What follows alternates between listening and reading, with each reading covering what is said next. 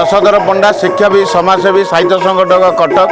आज ये पवित्र माटी सिद्धगिरी आश्रम एवं आउटे आज पवित्र दिन माघ सप्तमी रे एक कार्यक्रम ये सिद्धगिरी आश्रम रखाई। ये हूँ सिद्ध महापुरुष हाड़ूदास से जो भाई कार्य कर मन पकड़ाई कार्यशैली नीति आदर्श को अनुकरण करी आमे चलिया बोली आशा रखुचु।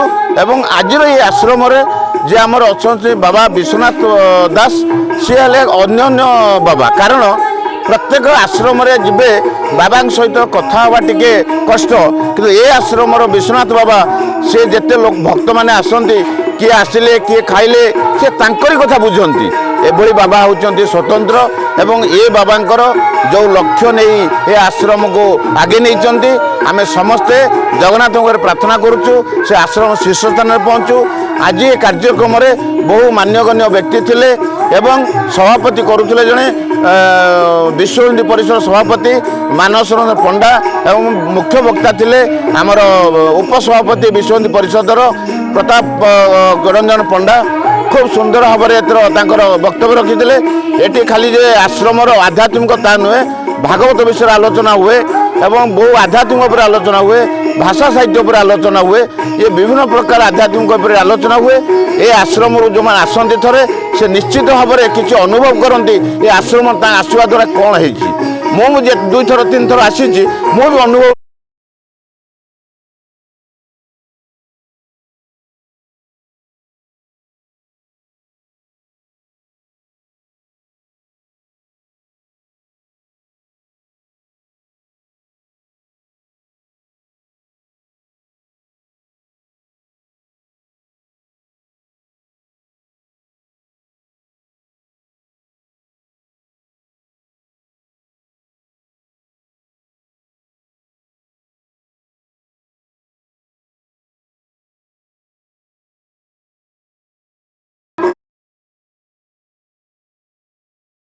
जो प्रयास जो उद्यम ये आश्रम को आगू नबार से एक धन्यवाद पात्र निश्चित भाव में मुझे विशेष भाव में आम विश्वनाथ बाबू को धन्यवाद देवी जगन्नाथ पाखे प्रार्थना करी जो लक्ष्य नीति आदर्श नहीं ये आश्रम को से चलती आगू को चले बोली जगन्नाथ प्रार्थना कर लक्ष्य निश्चय पूरण हम।